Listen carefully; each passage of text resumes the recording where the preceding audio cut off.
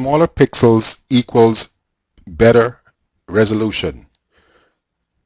So you're improving your image display, the detail, by making the pixels smaller, and one way of doing that is to increase the matrix.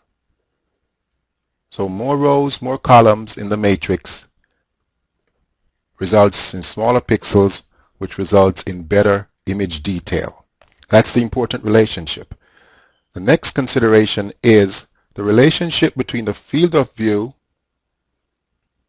and the matrix and the pixel size, because we already have shown that a smaller pixel is advantageous to us in terms of better detail. So there's a formula that I would like to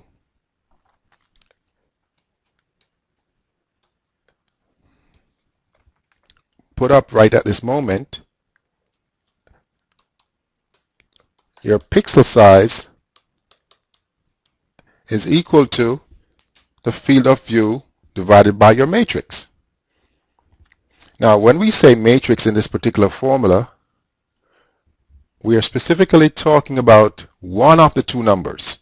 So if it's a 256 by 256 matrix, we would choose one of the 256 numbers to put in our formula, because technically you have a horizontal resolution and a vertical resolution.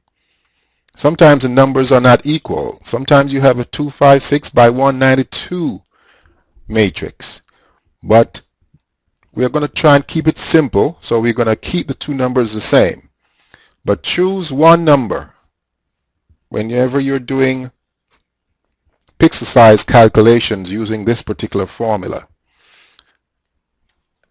So if we look at the field of view, the field of view typically is given in centimeters.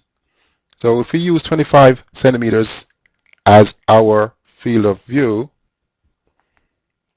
and we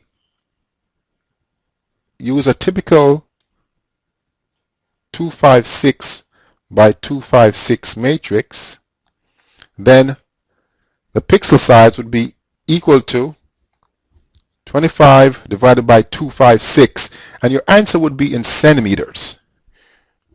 We come back to that calculation later on. But more importantly than actual numbers is the relationship between the field of view, the matrix size, and the pixel size. If you notice in the formula, the field of view is referred to as being proportional to the pixel size. Now, what do I mean by that? The pixel size increases whenever the field of view increases. So larger field of view if you keep the matrix the same. Whenever you increase the field of view, keeping the matrix the same, the pixel size will go up. Now, what's the connection with image detail? Well, because the pixel size is going up, the detail is getting worse. So in an examination or a test, if I were to ask you what would happen if you went from a 25 centimeter field of view to a 48 centimeter field of view, keeping the matrix the same, the answer would be a decrease in image resolution. It's the opposite for the matrix. As the matrix size goes up, the pixel size gets smaller. So that's an inverse relationship. So we sometimes refer to that as the matrix being proportional to 1 over the pixel size. Very typical way of doing things in physics, where we put 1 over to represent an inverse. So when we're looking at this particular statement, we would read this as the matrix is inversely proportional to the pixel size, meaning one goes up when the other one goes down. And in this particular statement, field of view being proportional to pixel size, Field of view being proportional to pixel size means that the field of view increases. As the field of view increases, the pixel size also increases, as long as the matrix stays the same. So that's the relationship between those two and how they connect to image detail, a very important relationship for digital imaging. We'll now move on to talk about bit depth and how that relates to the appearance of the image. What is bit depth?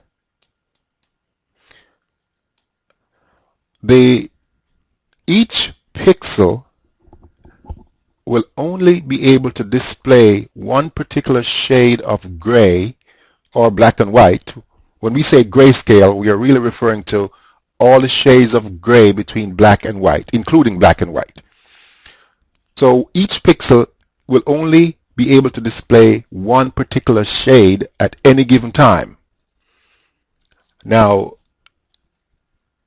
if we have a computer system that only allows one bit or one digit of information per pixel, then in a binary image there are only two options. Let's look at that in some detail.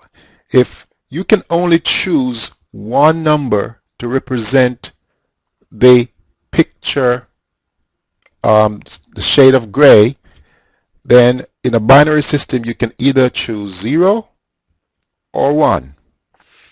So in a typical 2 by 2 matrix where there are 4 pixels, at any given moment in time, pixel 1 could be black or white, pixel 2 the same thing.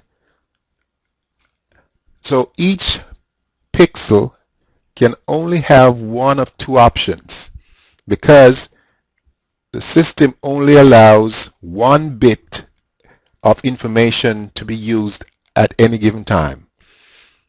Now that one bit is referred to as the bit depth. Now often people will confuse this because the bit depth allows two shades. So the relationship between the bit depth and the number of shades of gray that can be displayed, if I was to put a table together with bit depth and gray levels, if the bit depth is 1, the system can display 2 shades of gray. And typically the way to figure that out is to say 2 raised to the power of 1, and that is what gives you that 2. Now same thing, if you were to have a bit depth of 2, then 2 raised to the power of 2 would allow you 4 different shades of gray. So let's look at that second example. If you're allowed to use 2 bits at a time, how many unique combinations can you have? Well, we can have 0 and 0 together as one option. We can have 0 and 1, 1 and 0, and 1 and 1. So now, because remember, the computer requires a code, a binary code, to represent each shade of gray. So 0, 0 would be one option. So that would be our black. 0, 1 would be second option.